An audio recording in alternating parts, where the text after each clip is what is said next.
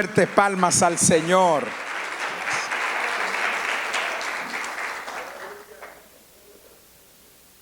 Aleluya, aleluya. Alguien que pueda decir, ¿qué querrá la pastora? No, yeah.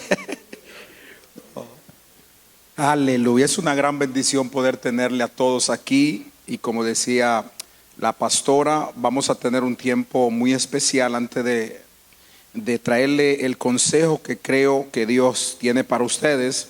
Vamos a tener dos presentaciones de dos princesas. No sé si están en orden así como me lo pusiste aquí o puedo llamar en cualquier orden. Ok, vamos a querer, si pueden pasar por favor, los padres y testigos de la princesa Dashira Sierra Aristi, los testigos Aliana Aristi, el testigo Oscar Emeterio y los padres Tony Sierra Ferrer y Diliana Aristi de Sierra. Y bueno, ya acá tenemos también a Grace Nazaret Vivas Martínez y a Noemí Abigail Martínez. Amén. Y tenemos el testigo de Noemí, que es nuestro querido Nabor José Soto. Como son dos testigos, la pastora nos va a estar ayudando con la princesa Grace como testigo. No se puede poner más adelante ahí. Pusieron un florero, está bien. La palabra dice que nosotros no bautizamos los niños porque eso es una cultura que a nosotros nos bautizaron y ni siquiera nos preguntaron el por qué y para qué. El bautismo es la representación y el símbolo de arrepentimiento, y un niño recién nacido no tiene de qué arrepentirse. El arrepentimiento es algo de que yo sé que merezco el perdón de mis pecados y me arrepiento por ello. Pero una de las cosas que hacemos nosotros a la luz de la Biblia es la presentación de niños, que es dedicarle al Señor. A Jesús le traían a los niños, y aun cuando él fue niño fue llevado al templo. La cultura hebrea de tantos días de nacido tenían que ser presentados. Entonces Jesús dijo en su palabra, escuche lo que dijo en su palabra, en Mateo capítulo 19, 14. Entonces Jesús dijo: dejen que los niños se acerquen a mí y no se lo impidáis, porque de los tales es el reino de los cielos. Amén. Yo siempre he dicho, si usted quiere saber si en una casa lo aman, cuando usted llegue, antes de que lo salude el dueño de la casa, pida que venga el niño. Si el niño se embala corriendo, quiere decir que no lo quiere. Si el niño va y lo abraza, quiere decir que sí lo quiere. Los niños no mienten, los niños son transparentes. Aun cuando los padres los mandan a mentir sin querer queriendo, ellos obedecen. Entonces esa es la ternura prácticamente que tenemos en los niños. Y para nosotros es una gran bendición como pastores poder presentar estas dos princesas. Primeramente vamos a ir con Dashira. Dashira está, Dashira, su nombre, pero Dashira Sierra Aristi. Voy a pedir que mi esposa me ayude. Vamos a estar primero con ella y después con la princesa Grace. Oh, sí.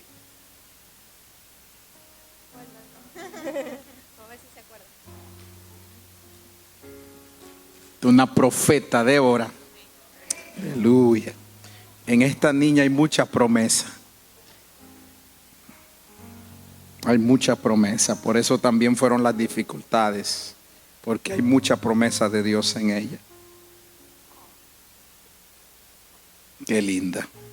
Póngase sobre sus pies, por favor, iglesia.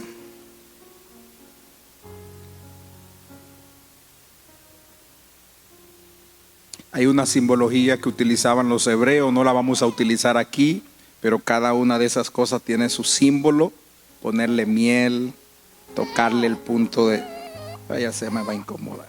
Ya. Vamos a orar. Padre, en el nombre poderoso de Jesús, como tu siervo, como pastor y autoridad delegada en este lugar y también en el mundo espiritual, yo consagro a Dashira Sierra Aristi. Ella es tu hija, ella es tu princesa, ella está bajo tu tutela, Señor. Padre de la gloria, los padres de ellos aquí presentes tienen la responsabilidad de cuidarla, de protegerla, de velar por su crecimiento, por su salud en todas las áreas, y los testigos también. Padre, en el nombre poderoso de Jesús, en el nombre poderoso de Jesús, nosotros la consagramos, nosotros la presentamos. Ella va a ser una salmista, una adoradora. Quiere agarrar el micrófono. Gracias, Señor, por lo que tú estás haciendo desde ya en la vida de Dashira. La presentamos, la ungimos, y los padres junto con los testigos se comprometen a velar por el crecimiento espiritual y que no le falte nada a esta preciosa. Si es así, digan, nos comprometemos. Padre, en el nombre poderoso de Jesús, así como Samuel fue llevado al templo y entregado al sacerdote Elí, así esta niña que ha venido a mis manos como sacerdote tuyo, como pastor, yo la presento. Ninguna arma forjada contra ella va a prosperar. Y yo condeno toda lengua que se ha levantado en juicio, aún en contra de ella desde su nacimiento. No tiene ninguna autoridad, solo tu presencia y solo tu bendición. Ella crece en estatura, ella crece en conocimiento, ella crece en madurez, y todo lo que tú has dicho de ella desde antes de ella formarse en un embrión, tú lo haces realidad. En el nombre poderoso de Jesús. Y toda la iglesia dice amén.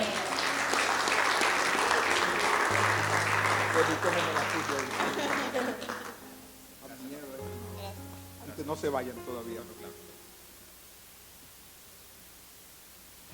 Tenemos un certificado. Este es un certificado que ella va a tener con fecha y todo de hoy, que también ayuda bastante en muchas, pero más que todo en la parte espiritual, esto tiene mucha legalidad. Yo voy a querer que se pongan de frente, ustedes junto con los testigos, y si alguien no puede tomar, ahí está el líder de media, bueno, está Carla, pero se le pusieron ahí ok.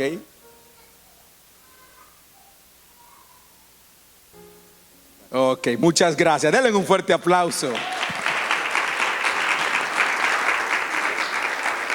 Aleluya. Vengan, ahora sí, la princesa Grace Nazaret Vivas Martínez y su madre Noemí Abigail Martínez, siguiendo el ejemplo y las enseñanzas de nuestro Señor Jesucristo, le trajeron a Jerusalén para presentarle al Señor. Lucas 2:22.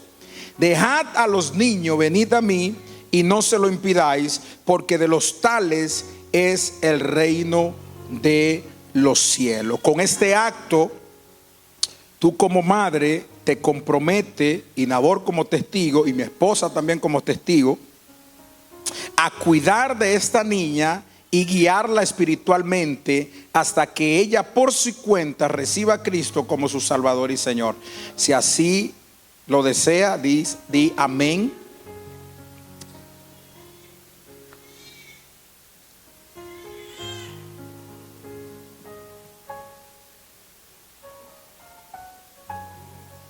Está más grande ya. Aquí tengo más confianza. Mira. Amén. Gracias por quedarse de pie, mis amados. Padre, te damos. Esta niña tiene un nombre que hace atributo a lo que tú le has dado. Gracia. Grace. Ella tiene la gracia sublime tuyo, Padre. Gracias, Padre, porque tú la corona de favores. Gracias, Espíritu Santo, porque ella no está sola, ni su madre tampoco. Padre, en este tiempo tú vienes a ser un padre para ella. Padre, en el nombre poderoso de Jesucristo, te pedimos una cobertura especial sobre ella. Protégela, que así como va creciendo en estatura, pueda crecer en fe, pueda crecer en conocimiento, pueda crecer en temor tuyo, Señor. Que sea una niña que después, cuando sea adolescente y después llegue a la juventud y después la etapa adulta, tenga la gracia que lleva su nombre, Señor. Grace, yo te bendigo con toda bendición del cielo. Declaro la palabra del Señor, que Jehová te bendiga y que Jehová te guarde, que Jehová haga resplandecer su rostro sobre ti, que Jehová tenga de ti misericordia y ponga en ti su shalom, su paz, su plenitud. En el nombre poderoso de Jesús te presentamos al Padre. Amén, amén y amén. Denle un fuerte aplauso.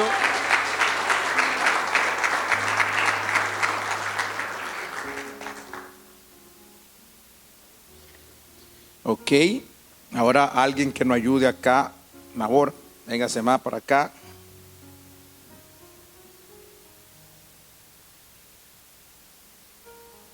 Aleluya, denle un fuerte aplauso a Grace. Gracias a la pastora que nos ayudó. Quédese de pies ahí. Damos nuevamente la bienvenida a los que nos honran por primera vez, pero vamos rapidito a la palabra del Señor. Antes, el tema forjados en la cueva. La primera diapositiva, que está en Salmo capítulo 42, versículo 1. Aleluya. Yo no sé si usted puede sentir, hay como un viento de Dios que sopla bien tranquilo, pero se puede percibir la presencia de Dios de una manera muy poderosa. Hay momentos que Dios se mueve como torbellino, como terremoto. Usted sabe que somos de fuego, pero hay momentos donde Él se mueve como tranquilo. Y se puede sentir y percibir su gloria, su Shekinah, su Kabod en este lugar. Leemos la palabra del Señor bajo la autoridad del Padre, del Hijo y del Espíritu Santo. Como el ciervo brama por las corrientes de las aguas, así clama por ti, oh Dios, el alma mía. Mi alma tiene sed de Dios, del Dios vivo. ¿Cuándo vendré y me presentaré delante de Dios? Fueron mis lágrimas mi pan de día y de noche, mientras me dicen todos los días: ¿dónde está tu Dios? Siéntese con esta palabra y diga conmigo: forjados en la cueva. Tome asiento, por favor. Gracias, Señor, por este tiempo. En el año 2017 hubo un pastor muy conocido en la ciudad del estado de California llamado Andrew Stoeckling. Era un pastor muy famoso que pastoreaba a muchos chinos. Un pastor como de unos 30 años con 3 niños, su esposa joven, vestía bien, moderno, una persona con mucha influencia en el área americana. Manda un comunicado a la iglesia y le dice: he estado muy afligido y deprimido, hasta con muchos pensamientos no buenos para mi vida. Y le pidió a la iglesia que le dé 3 semanas, un mes, para poder estar reflexionando y poder estar tranquilizando la agitación que tenía internamente. Andrew Stoeckling, eso está ahí en las redes, tomó una decisión de 1 mes, 3 semanas, lo que se convirtieron en 4 meses, porque llegó a estar en una depresión muy crónica. Un pastor muy influyente, eso hace apenas unos 7, 8 años. Tenía mucho éxito ministerial y pese a eso estaba en una depresión crónica, en una ansiedad crónica. Llegó a la iglesia y 12 días después terminó suicidándose. Y a veces cuando nosotros vemos esto a una escala de un pastor, de alguien que está en un nivel de éxito ministerial, si vemos que eso pasa a líderes que están en las altas esferas, es para que nosotros tengamos en cuenta que el tema de la depresión, de la ansiedad, que es espiritual obviamente, deben de ser tratados y no ignorados. Hay estadísticas alarmantes, amado, y a modo de introducción quiero que usted sepa esto, sobre la salud mental en muchos líderes y pastores que no están bien. Y si son los líderes y pastores que no están bien, ¿qué pasará muchas veces con las congregaciones que dirigen esos líderes y pastores? La Biblia dice que la unción desciende de la cabeza hasta la barba y bajar por la vestidura, dando a entender que muchas veces es imposible que un ministerio avance bien si desde la cabeza hay cosas que no están bien. Entonces, si eso pasa con muchos pastores y líderes que llevan a un nivel de depresión tan crónica que llegan a suicidarse, ¿qué no estaría pasando en muchos feligreses y miembros que están tranquilos? Nadie lo ve en su situación, pero por dentro tienen una revolución, donde piensan muchas cosas que creen que son pensamientos de ellos, pero son pensamientos producidos por huestes espirituales de maldad, que lo único que le dicen es: ¿para qué tú sigues? Quítate la vida. Entonces vamos a estar hablando, amado, tranquilo, vamos a entrar suave para que usted entienda y comprenda que la depresión, la ansiedad, la angustia, la preocupación es algo que no solamente puede atentar con que usted no cumpla los planes y los propósitos que Dios tiene para su vida, sino con que usted deje de existir en este plano terrestre. Y tenemos que prestarle atención. Cuando nosotros hablábamos el domingo pasado sobre Dios va a cortar cosas, va a quitar personas, vamos a tener que subirle los vidrios a mucha gente, porque son personas que nos frenan el avance que tenemos en Dios. Esto va a ser como una continuación de que debemos de sanar. Diga conmigo: sanar para avanzar. Hay un amigo mío que tiene esas conferencias, una vez la dio aquí. Sanar, diga conmigo: sanar para avanzar. No podemos avanzar sin ser sano, porque cuando una persona avanza sin estar sano, entonces se multiplica esa enfermedad en su vida. Y es muy problemática, porque si algo no se trata a tiempo, es como un cáncer que llega a tomar metástasis en el cuerpo y llega a producir un problema que cuando se quiere resolver ya es demasiado tarde. Vamos a estar hablando acerca de David. Hubieron muchos hombres que pasaron por situaciones muy difíciles, grandes hombres de Dios, pero que llegaron a un extremo en su vida a querer morirse, a querer suicidarse o que Dios lo matara. Y esos grandes hombres de Dios están en la Biblia, dando a entender que si esos grandes hombres de Dios pasaron por esas situaciones, usted y yo no podemos ignorar que usted y yo pudiésemos estar pasando situaciones, o no ignorar, porque no es que lo ignoramos, a veces tratamos de hacerlo de una manera privada. Nos privatizamos cuando tratamos de ocultarlo. Nosotros los hombres a veces no somos muy comunicativos. Las mujeres tienen 25,000 palabras por día, dicen, y los hombres 3,000.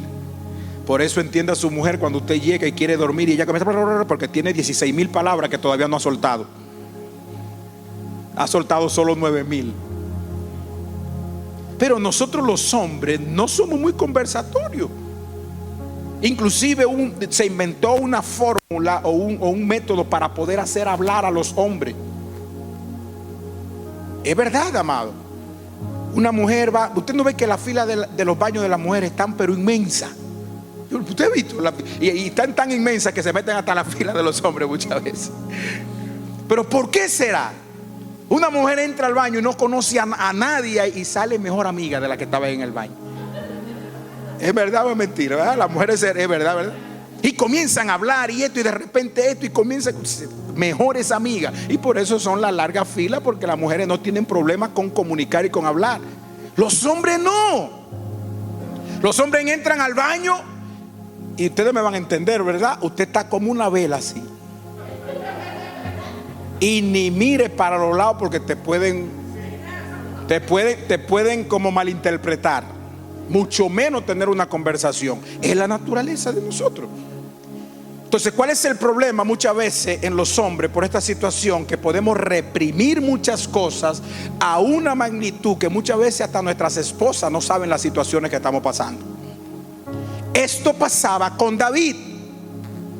La historia de David huyendo a la cueva de Adulán nos muestra temporadas de oscuridad, de soledad y depresión.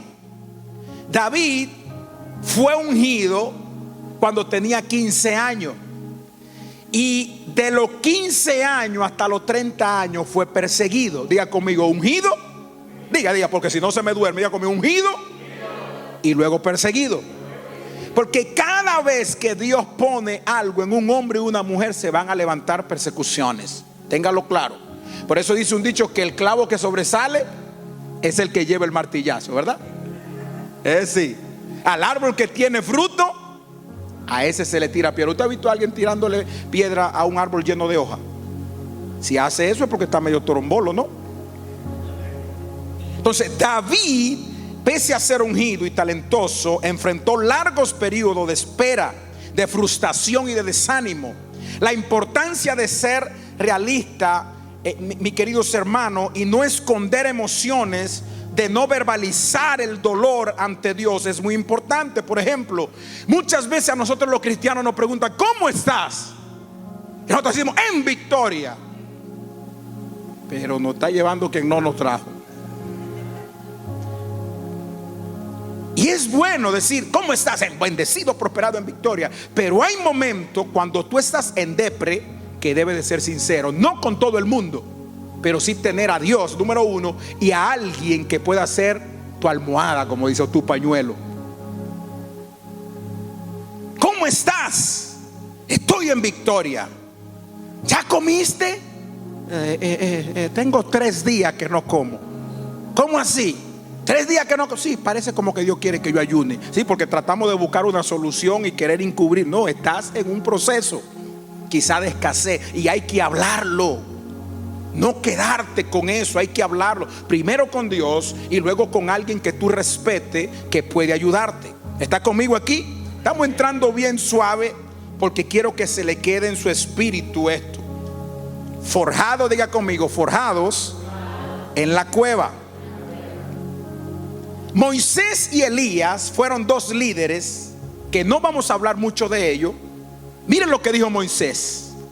El hombre que abrió el mar en 2. El hombre que con una vara desató 10 plagas sobre Egipto. El hombre que desafió todos los dioses egipcios. Este hombre que golpeó la roca y luego le habló y hizo sacar agua de la roca. Este hombre que llegó a un lugar y las aguas estaban amargas y con el palo que tenía la convirtió en agua potable. Este hombre llegó a decir eso. No puedo yo solo soportar a todo este pueblo. Diga conmigo, yo solo no puedo. Diga conmigo, yo solo no puedo. Lo importante es entender que usted y yo solo no podemos. Pero hay alguien que sí puede. Por eso es que cuando Moisés sea sincero y dice, yo solo no puedo soportar a este pueblo, que me es pesado en demasía, o sea, la carga es demasiada pesada. Y si así lo haces tú conmigo, le está hablando a Dios, yo te ruego que me des muerte, que me mate. Si he hallado gracia a tus ojos y que yo no vea mi mal. En pocas palabras, Moisés está diciendo, yo creo que tú me haces un bien, Dios, si me matas. Ahora, ¿qué fue lo que lo llevó a Moisés, después de ver tanta gloria de Dios, llevar a este extremo? El hombre que habló con Dios. El hombre que vio a Dios. El hombre que Dios dijo, yo hablaré con los profetas en sueños, en visiones, pero a Moisés le hablaré cara a cara. Este hombre está en una depresión tan difícil que quiere que Dios lo mate. Y no nos vamos a detener mucho porque hay otro hombre, Elías. Miren lo que dice Elías. Y él se fue por el desierto un día de camino y vino y se sentó debajo de un enebro, y deseando morirse dijo: basta ya, oh Jehová, quítame la vida, pues no soy yo mejor que mis padres. Y conocemos la historia de Elías. Había tenido una victoria sobre los 850 profetas. Había tenido una victoria sobre el monte Carmelo, sobre los profetas falsos. Había hablado a la lluvia y cerrado el cielo durante 3 años y medio, y luego hablarle de nuevo al cielo y abrir. Había un hombre que tenía poder como Elías. Hablaba y el fuego descendía y consumía a sus oponentes. De repente escucha una palabra que lo desanima, escucha una palabra de un espíritu jezabélico y sale corriendo y está deseando morirse. ¿Por qué le pongo el ejemplo antes de seguir con David, de Elías y de Moisés? Porque Elías y Moisés son la referencia más poderosa que tiene el mundo antiguo y para los hebreos en el Antiguo Testamento. Estos dos hombres que querían morirse en el momento de la aflicción, en el momento de la cueva, en el momento de la desesperanza, en el momento como que Dios está pero no está, en el silencio de Dios, estos mismos hombres posterior estarían apareciéndose con Jesús en el monte de la gran transfiguración. Le digo por qué: porque el fracaso que tú crees que estás viviendo te está llevando para tener tu victoria más grande en el futuro, sino que no lo entendemos en medio del proceso. Forjados en la cueva, diga conmigo, forjados en la cueva. Y vamos avanzando. Primera de Samuel capítulo 22 dice, versículo 1: entonces David salió de Gad y escapó a la cueva de Adulán. Diga conmigo, escapó. ¿Por qué escapó a la cueva de Adulán? Porque Saúl quería matarlo. David había quitado el oprobio de todo Israel, derribando a este gran gigante llamado Goliat de Gat. Ahora, las canciones que se cantaban de David eran: Saúl mató a ¿qué? A miles, y David a sus 10,000. Entonces llegó un momento que Saúl dijo: solamente falta que le quiten la corona y lo coronen. Y vino un espíritu de envidia sobre Saúl. Y un día estaba bien con David y otro día estaba mal. Un día estaba con besitos con David, y otro día estaba queriendo matarlo. En muchas ocasiones. Y esa persecución, ¿usted sabe cuántos años duró? 15 años. 15 largos años duró esa persecución. David, de ser el matador de gigantes, y ya estaba casado con la hija de Saúl. Imagínense usted que cree que tiene problemas con la suegra o el suegro. David sí tenía problemas con el suegro, porque era el mismo suegro que durante 15 años quería darle guiso, como dice. Era el mismo suegro que quería matar a David. Entonces David sale corriendo a la cueva de Adulán, y al poco tiempo, dice la Biblia, sus hermanos y demás parientes se unieron a él allí. Luego comenzaron a llegar a otros hombres que tenían problemas, o que estaban endeudados, o que simplemente estaban descontentos. Ahora, preste atención, porque esto es muy interesante. David está escondido, David está huyendo, él va solo, se mete en la cueva de Adulán, sale del mapa, sale de las redes sociales, hasta se muda de barrio, se muda de país, de estado, de lo que sea. Va a un lugar porque él quería estar solo y también quería tener refugio. Entonces, cuando está en ese lugar, entonces estaba huyéndole al primer ejército, que era el ejército de Saúl, con hombres de guerra. Saúl andaba con 600 hombres armados buscando a David, que era solo. Pero había un ejército armado afuera, comandado por Saúl. Y por otro lado había un ejército peor adentro, queriéndose pegar, porque necesitaban algo de David. Présteme atención, porque muchas veces nosotros hablamos los valientes de David. Ellos no comenzaron como valientes de David. ¿Por qué ellos fueron a la cueva de Adulán? Pregúnteme, ¿por qué, pastor? Porque al ellos enterarse que David se había ido a refugiar a la cueva de Adulán, muchos de ellos estaban descontentos con lo que el rey Saúl estaba haciendo. El rey Saúl había puesto elevados impuestos y estaba haciendo que la vida sea miserable para el pueblo. Cuando ellos llegan donde David, ellos están llegando donde David con una expectativa de decir: este es el que mató a Goliat. Este es el que derribó el gigante por nosotros. Este es el que se va a levantar nuevamente y nos vamos a liar porque él puede resolver mi problema. Lo que ellos no sabían era que David estaba peor que ellos. ¿Te ha pasado a ti que muchas veces hay personas que van queriendo un refugio y pidiéndote un consuelo y tú quieres llorar con ellos? O el otro está peor. Y a veces tú tienes que llenarte de fuerza y nada más decir por dentro: si supieras. Entonces estos hombres van porque querían algo de David, no porque lo querían a él. A veces pasa eso con Dios. A veces venimos a Dios porque queremos algo de Dios, no porque queremos a Dios. A veces venimos a Dios porque queremos el milagro de Dios, no al Dios de los milagros. Porque queremos la sanidad de Dios, no al Dios que sana. Porque queremos la provisión de Dios, no al Dios que Jireh, que provee. Entonces hay personas, mis queridos hermanos, que van a estar, escuche esto, a tu lado, y no necesariamente están porque te quieren a ti, sino porque quieren lo que tú tienes. Ahora, por eso no es que tú vas a endurecer tu corazón y vas a decir: nadie se me pegue. No.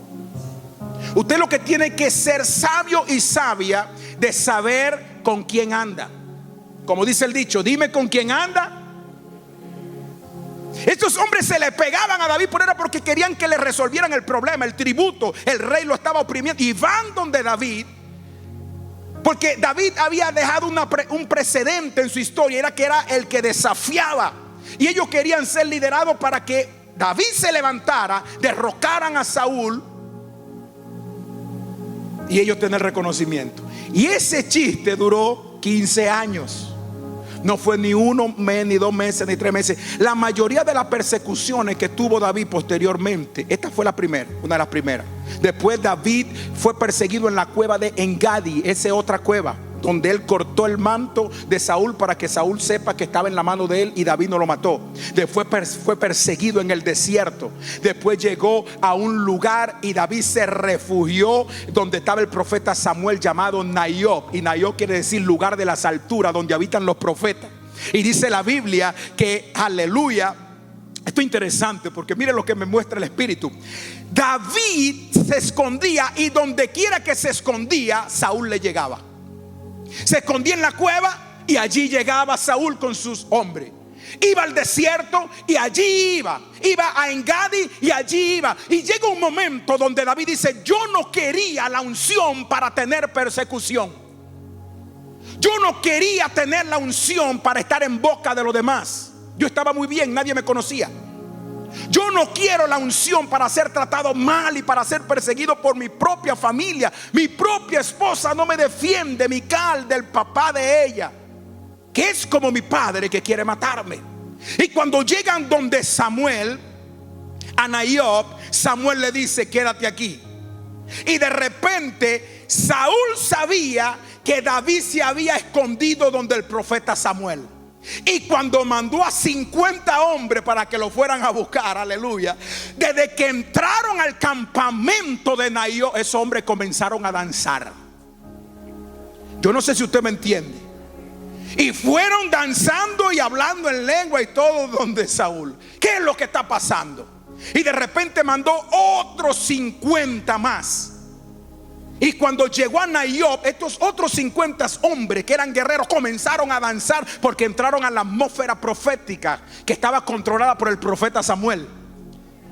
Y de repente cuando llegan donde David, donde Saúl, medio turbado, los guardias, pero danzando medio rarito ahí, y dice: ¿pero qué es esto? Y Saúl dice: yo en persona iré.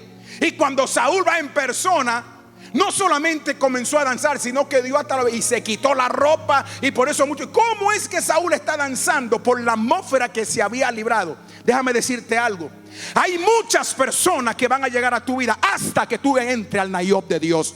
Porque cuando tú entres al Nayob de Dios, aquellos que quieren cambiarte van a ser cambiados ellos. Porque la atmósfera es la que transforma y cambia. Y van a llegar a ti hasta que tú no entres al Nayob de Dios. Nayob quiere decir lugares de las alturas, donde habitan los profetas.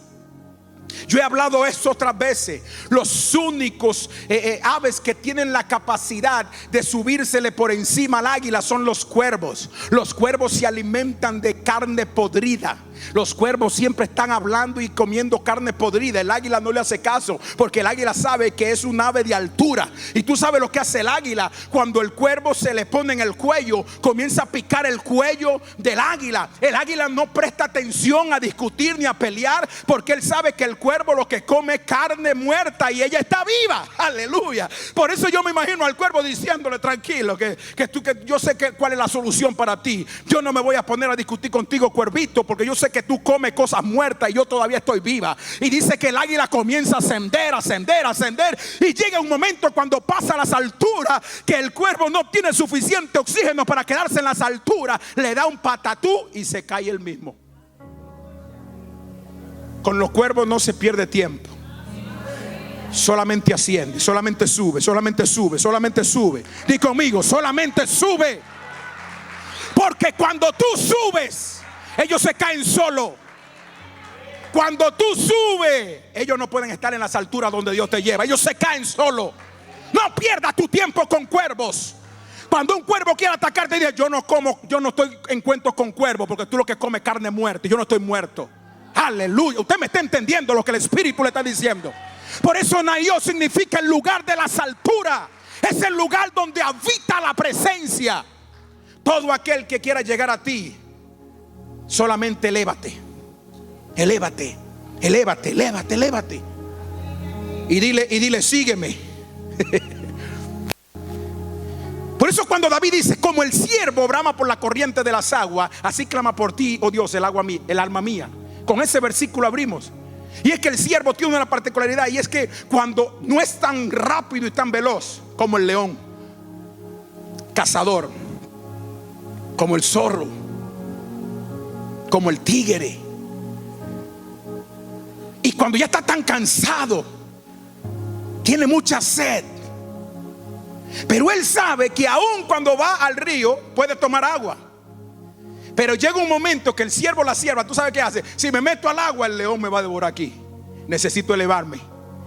Necesito elevarme. Por eso dice: como el ciervo brama por la corriente de las aguas, así clama por ti, oh Dios, el agua mía. Y después que sale de ese lugar, comienza a trepar montañas muy pedregosas, porque el ciervo tiene pezuña. Diga conmigo: pezuña. No, diga conmigo: pezuña. Y cuando se pone y clava la pezuña, no uñita ahí de salón, no, pezuña. Hay mujeres que van a decir: Jehová, dame pezuña. Ya no quiero esta uñita, quiero pezuña.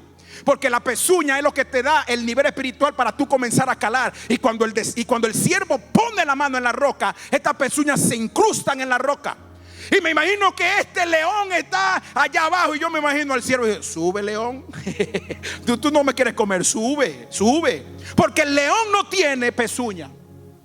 Por eso es que el siervo David, estando en la cueva de Adulán, escribe este salmo: fueron mis días y noche lágrima. David lloró tanto en la cueva de Adulán que ya no le salían lágrimas de los ojos. Ese fue David.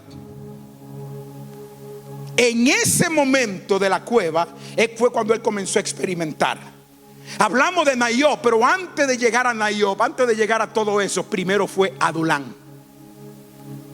Y cada uno de nosotros tenemos nuestro proceso de Adulán. Y en el proceso de Adulán van a haber personas que tú crees que te quieren ayudar, y no, lo que quieren es empujarte más al hoyo. Y tenemos que tener discernimiento. Nosotros somos los únicos ejércitos que rematamos a los soldados heridos cuando debemos de levantarnos. Es lamentable, pero es así. Y en medio del sufrimiento, en vez de haber ánimo, hay personas que te están empujando para que te vayas. En una ocasión había una persona que estaba en un precipicio y le estaban dando $1.000.000 para que cruce un lago. El problema es que cruzar ese lago estaba lleno de cocodrilos. Y le estaban dando $1.000.000 y todo el mundo estaba en su lado y nada más miraban los cocodrilos. No el millón que estaba allá, porque ¿qué yo hago con $1.000.000 sin fundillo?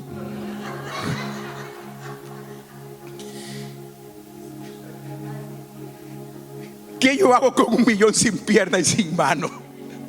Y de repente están en la orillita y están mirando, porque están mirando el premio, pero están mirando los cocodrilos. Y había uno que estaba como muy cerca y lo empujaron, hermano. Él no quería tirarse.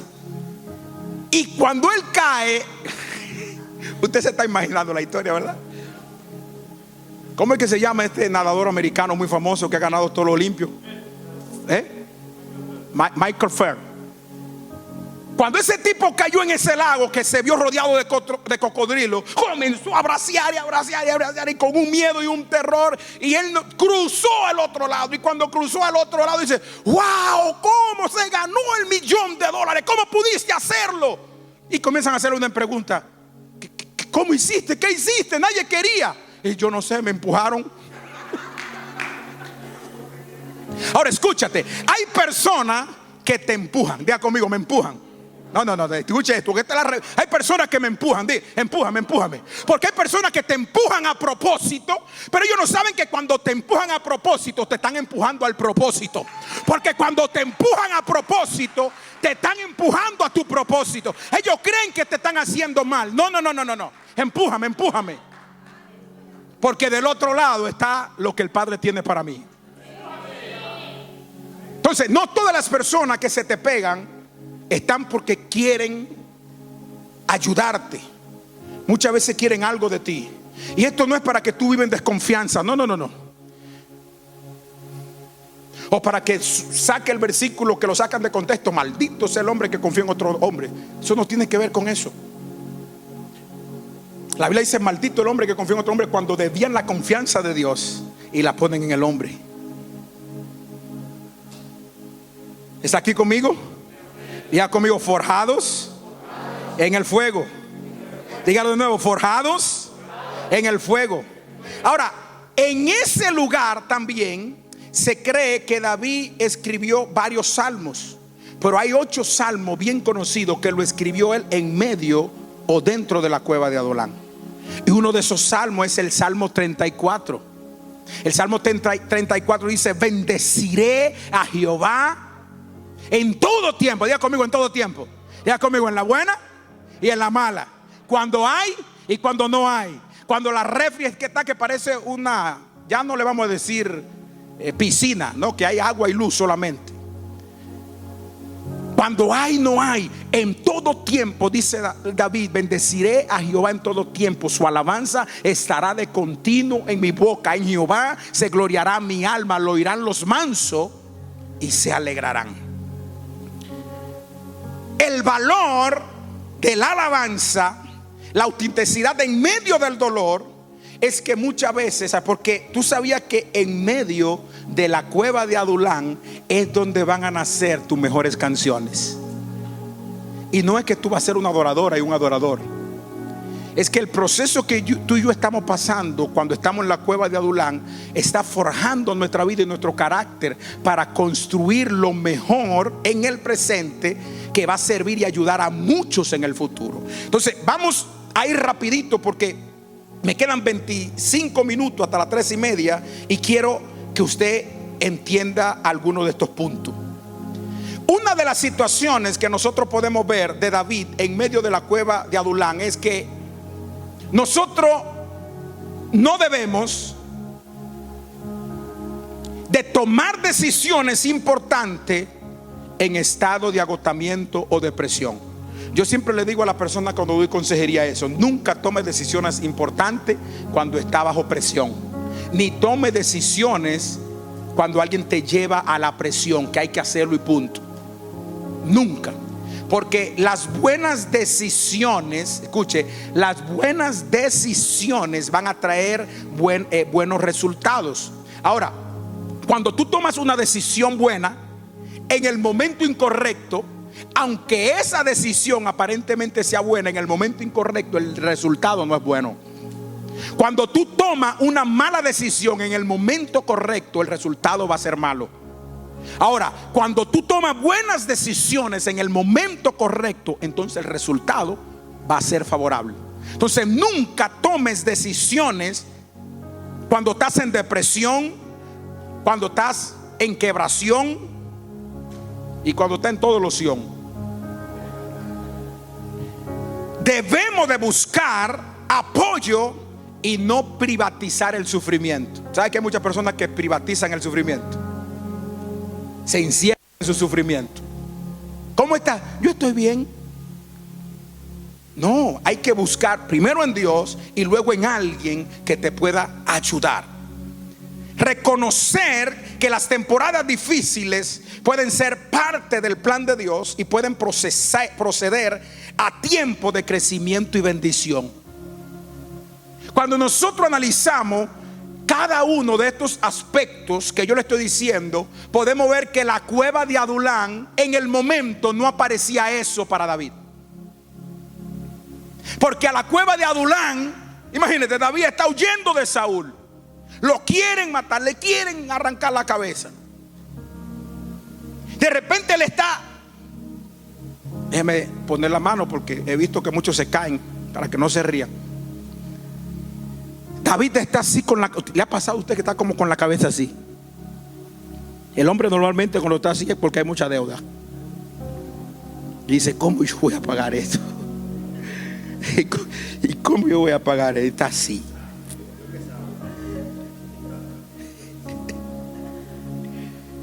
Hay el parto. Se aproxima el parto. ¿Cómo yo voy a pagar eso?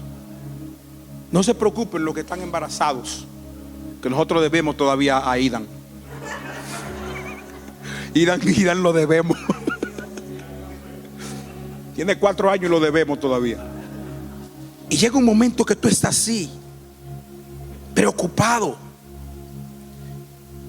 Y de repente comienza a ver que alguien está entrando y David alza la cabeza.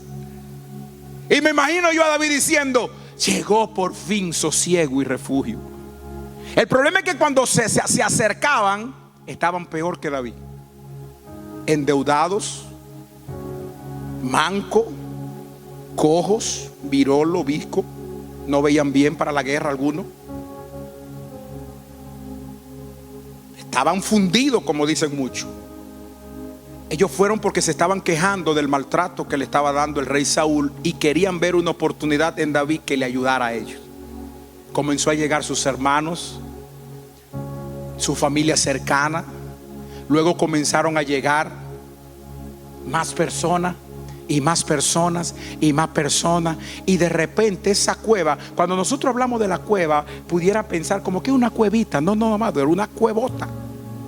Era una caverna, literalmente era una caverna, donde cupieron por primera vez 400 hombres, mancos, endeudados hasta el extremo. Por eso es que mucha gente, no, que el cristiano no se endeuda. Hay procesos de deuda, lo que tú no puedes permanecer toda tu vida en deuda.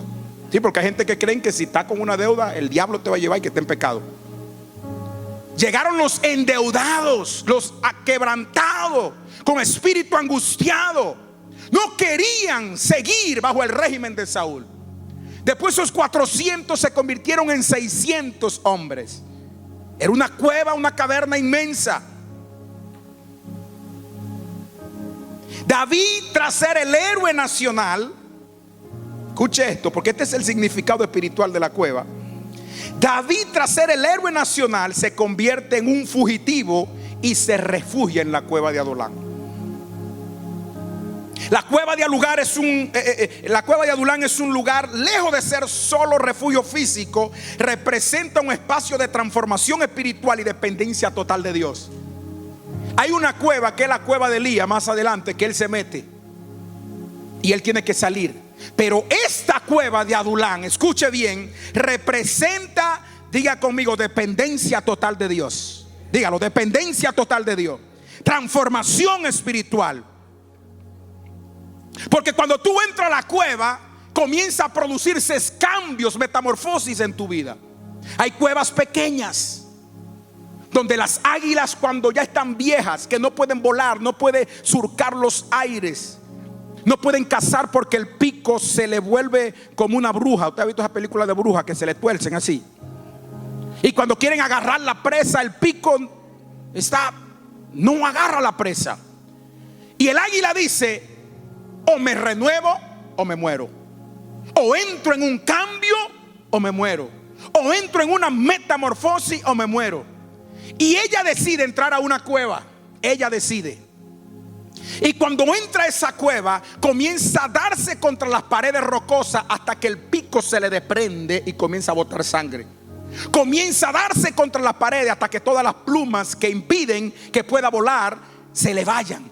Y llega un momento que esa águila, ya de unos 40 años vieja, se queda desplumada y sin pico por más de 40 días en esa cueva, sin comer, y no se muere. Por instinto, el águila sabe que necesita hacer eso.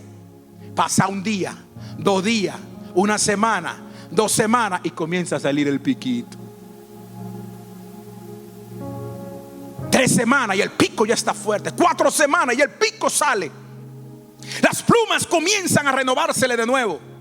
Y cuando ya se siente renovada después del proceso de la cueva, sale de esa cueva y se remonta a las alturas a cazar y a comer los peces del mar y a remontarse. Es el único ave que no vuela por debajo de la tormenta. Cuando hay una tormenta, el águila se eleva por encima de la tormenta, porque ella entiende por sentido instintal, no sé, de águila, que si se queda por debajo de la tormenta no va a tener una vista periférica. El águila puede ver más de 1 milla.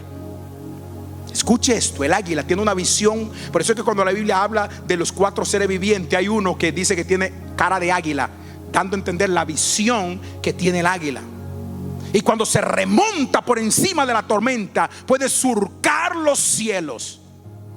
Y de esos 40 años que iba a morir, vuelve a durar 40 años más. Y dura aproximadamente 80 años el águila. Pero tiene que renovarse en la cueva. Diga conmigo, tiene que renovarse. Ahora, el proceso de renovación en la cueva duele. Yo sé que duele. Hay depresión. Yo sé que hay depresión. Hay angustia. Hay soledad. Siente como que el mismo Dios no te habla cuando eres cristiano. Hay una canción que habla del sonido del silencio, donde tú entiendes, a veces no entiendes, que Dios está callado, pero aún el silencio de Dios es una respuesta para tu vida y mi vida. Es en el momento donde tú sientes como que nadie está contigo, y Dios promueve y produce esas situaciones en tu vida para transformarte espiritual y para que tú aprendas a depender de Dios y no de nadie. La cueva es descrita como un escenario de despojo. David estaba en el palacio. Acuérdese que él era el esposo de la hija de Saúl, de Mical. Era uno de los generales más imponentes que tenía Saúl. Antes de que Saúl llegara a la guerra, David iba con los 400 que tenía antes de ser exiliado, y acababan con sus enemigos. Era un hombre de guerra. Dios permite, escuche esto, esta persecución para que él saliera de su comodidad del palacio, aleluya, y se vaya a refugiar. Porque a veces nosotros creemos que hay cuevas tan profundas que nadie nos va a sacar. Déjame decirte que no hay cueva ni tan profunda ni tan honda que Dios no se meta. Dios puede caber en cualquier cueva donde Él te meta, porque Él se mete donde sea. Ahora, cuando tú y yo entramos por la voluntad del Padre, Él te va a sacar. Cuando tú y yo entramos por voluntad propia, Él espera que nosotros salgamos. Por eso, si usted se pone a ver que el trato de Dios con David fue dentro de la cueva, en cambio el trato de Dios con Elías le dice: sal de la cueva. ¿Está conmigo aquí? ¿Está conmigo? Entonces ese escenario de gloria se tuvo que despojar de comodidad, donde David aprende lecciones imposibles de recibir en el palacio. David nunca en el palacio había aprendido las lecciones que aprendió en la cueva de Adulán.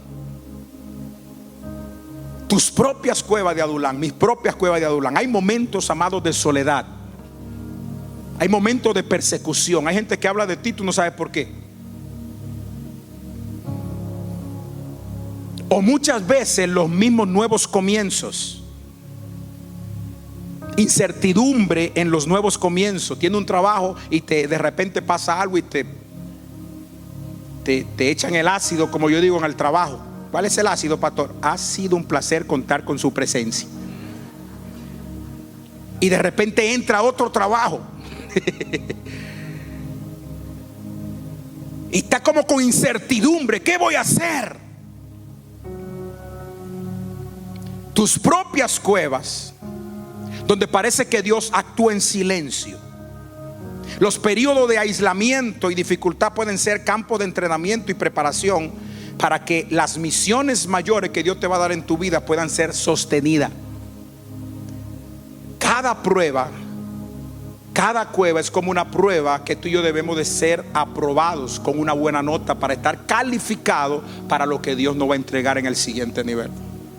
Las dificultades que vengan a tu vida, que tú sabes que Dios está en control, no te quejes, no critiques, no condenes y no murmures. Hace muchos años yo me leí ese libro de Dale Carnegie. No condenes, no critiques, no murmures y no te quejes. Porque cada una de estas acciones, la crítica, la murmuración, la condenación y la queja, en la iglesia hay alabanza y muchos tienen quejabanza.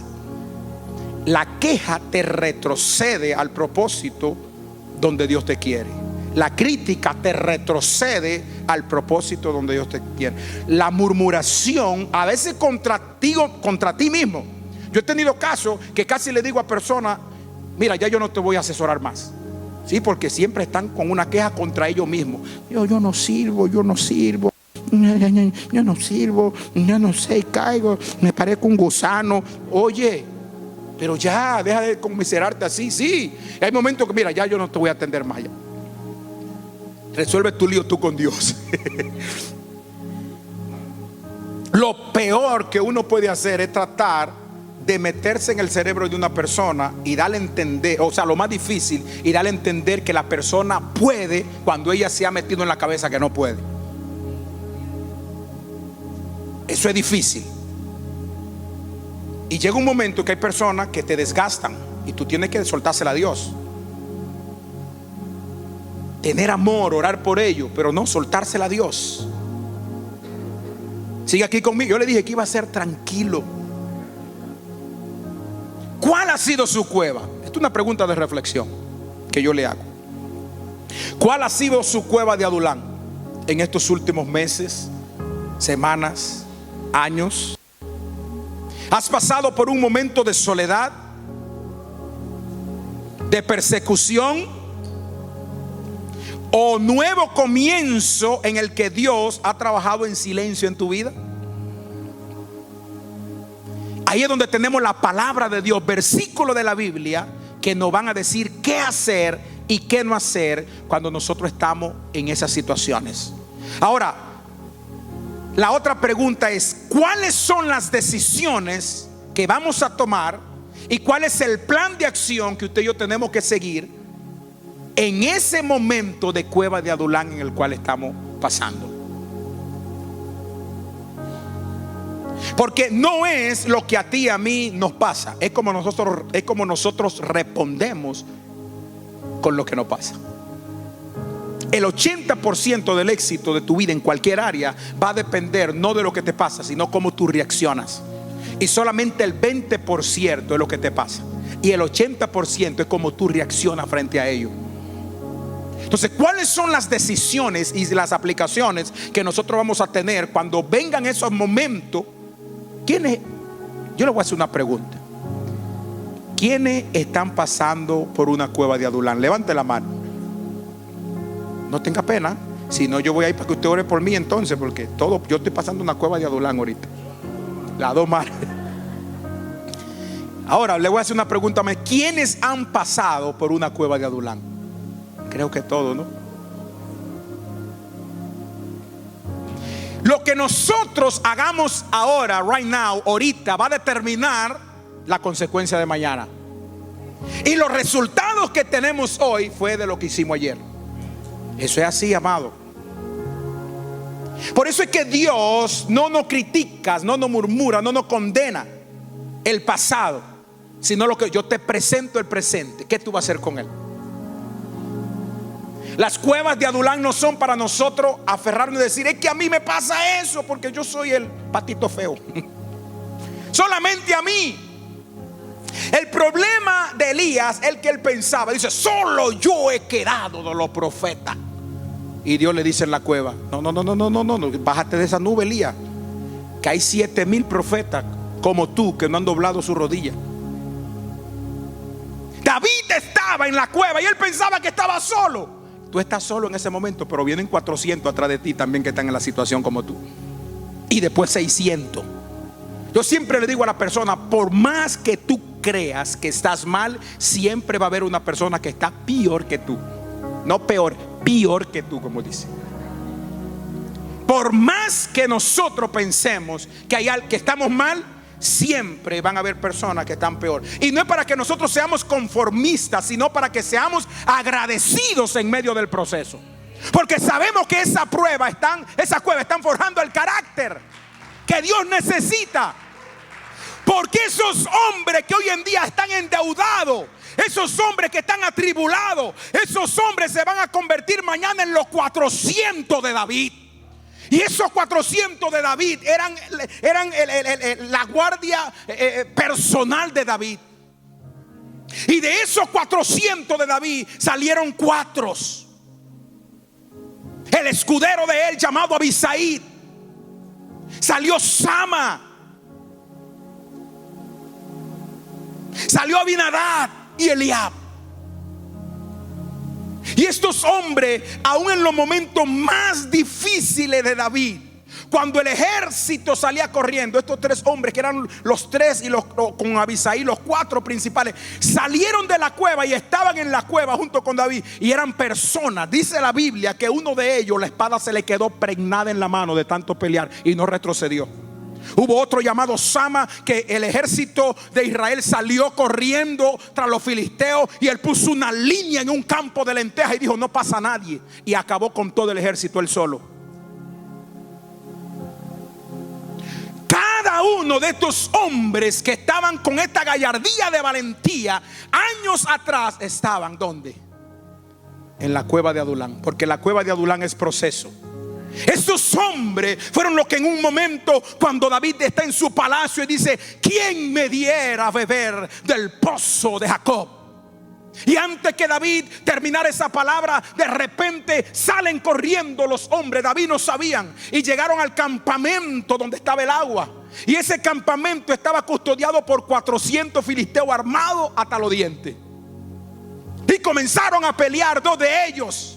Y el segundo y el tercero cogió el agua. Cuando tomaron el agua, comenzaron corriendo y de repente llegan donde David. Y David le dicen: ¿dónde estaban ustedes? Y con la ropa toda ensangretada, le dice uno de ellos: mi señor el rey tenía sed. He aquí el agua del pozo de Jacob. Son hombres que cuando se forjan contigo en la cueva de Adulán, nunca te darán la espalda. Pero están mirando siempre el ejemplo en ti y en mí. Eva sendaraba aquí a so. Tú vas a Israel y hasta el sol de hoy, estos hombres que hablan en Primera de Samuel, están escritos su apellido miles de años después. Porque estos 3 hombres que menciona lo que hicieron por David, darle la honra y el vaso, fueron forjados. Son las 3 familias más multimillonarias en Israel. ¿Dónde fueron ellos forjados? En la cueva. Porque no es tu presente. Abaceta. La cueva no es tu destino. Escúchame, la cueva no es tu destino.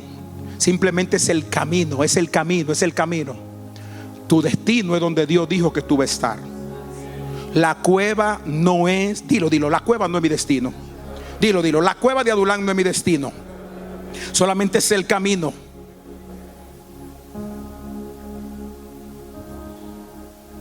Los tiempos de dificultad son oportunidades de crecimiento y preparación espiritual en nuestras vidas. Y termino con esto.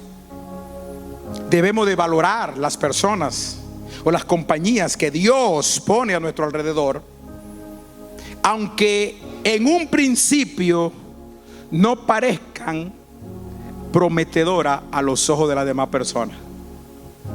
Hay personas que se te acercan y tú puedes decir: Ay, no, si yo voy a la guerra con este ya estoy liquidado. Porque no promete mucho, ¿no? Hay personas que dicen, yo voy contigo, y cuando tú vayas te dejan solo. Pero hay otra que, y tú lo ves así y dices, bueno, Dios, si es lo único que hay. Y como que no prometen mucho, ¿no? Señor, yo estoy orando por mi esposo, pero si es lo único que hay. Aleluya. Alábale. Algunas te están hablando, te están hablando.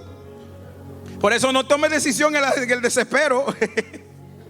Que no llegue ninguna gurgucia, ninguna cosa rara ahí. Que el Señor te va a dar lo mejor a su tiempo.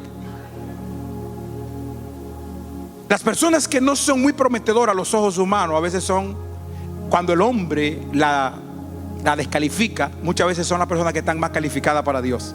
Porque la Biblia dice, a lo débil y a lo vil escogió Dios para avergonzar a aquellos que se creen fuertes y sabios en su propia opinión.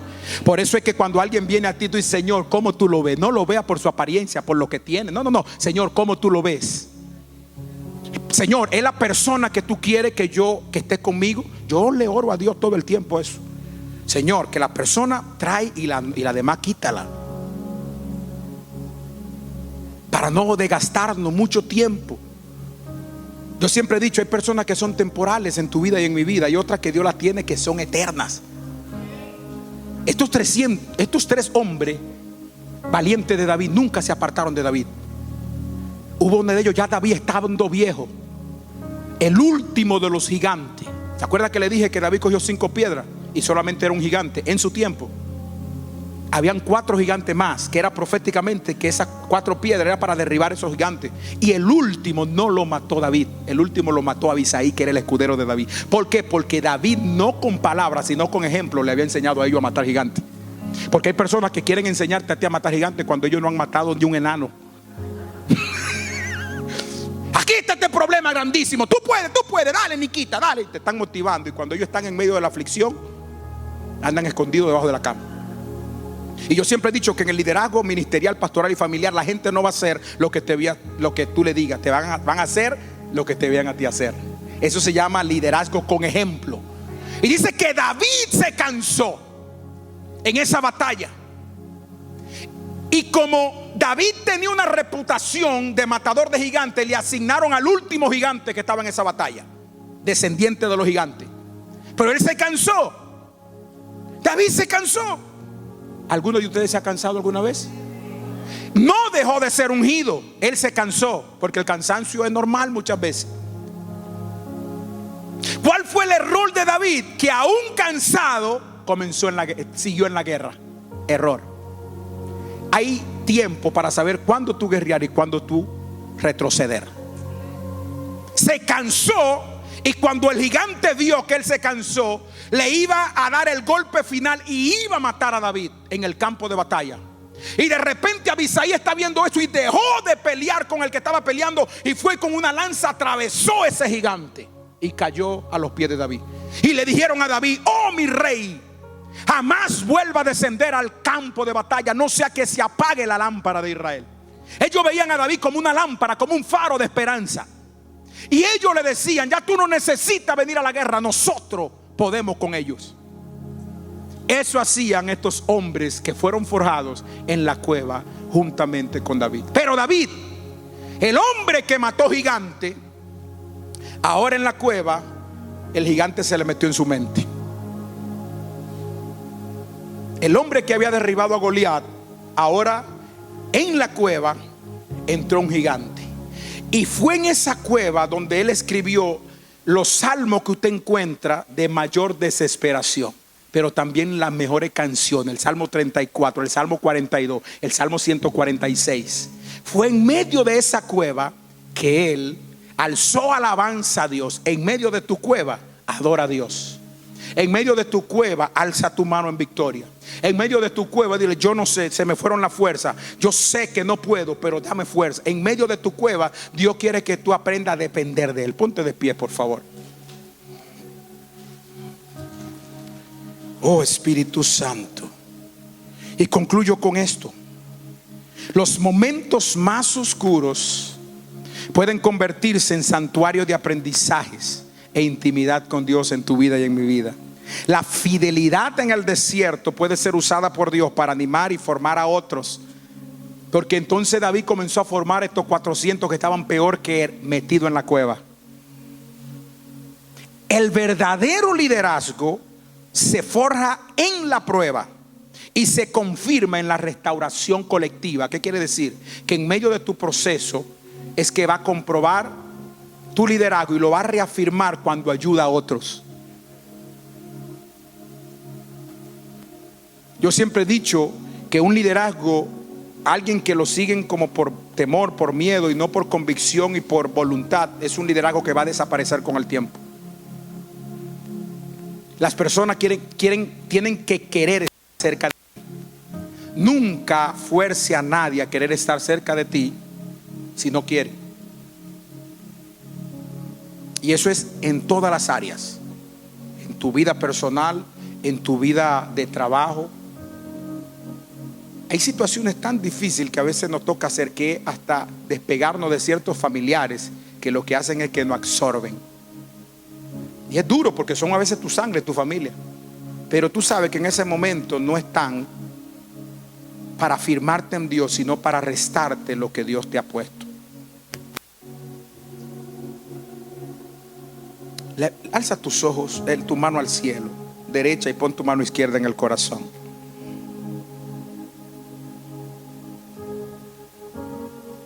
Oh Espíritu Santo de Dios,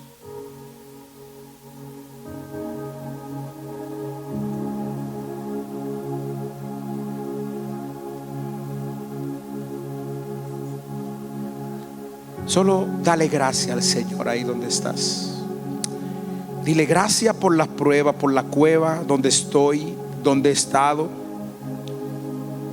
Yo te doy gracias porque yo sé que tú has entrado conmigo a ese lugar, no me has dejado solo.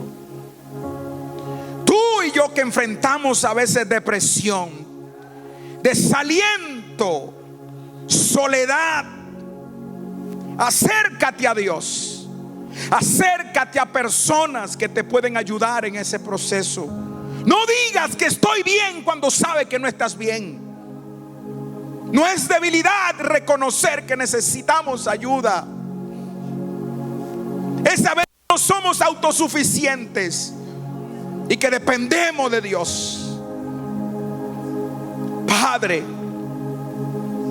yo oro por restauración de tu pueblo que está aquí presente. Dale ánimo, Señor. Bendice el Espíritu Santo en todas las áreas. Te presento a pastores, líderes, maestros, profetas, apóstoles, evangelistas que están lidiando con situaciones de desesperación. Te presento a empresarios que están lidiando con situaciones de crisis al borde de la desesperación. Te presento problemas familiares de esposos y esposas que en medio de esa cueva, ellos puedan reconocer y pedirte a ti que tú entres ahí. Porque es en esos momentos de silencio, en ese momento donde como que tú no hablas, es cuando nuestro carácter es forjado, nuestra fe crece. Y es en ese momento donde va a salir nuestra mejor alabanza en medio de la adversidad, cuando reconocemos que no estamos solos.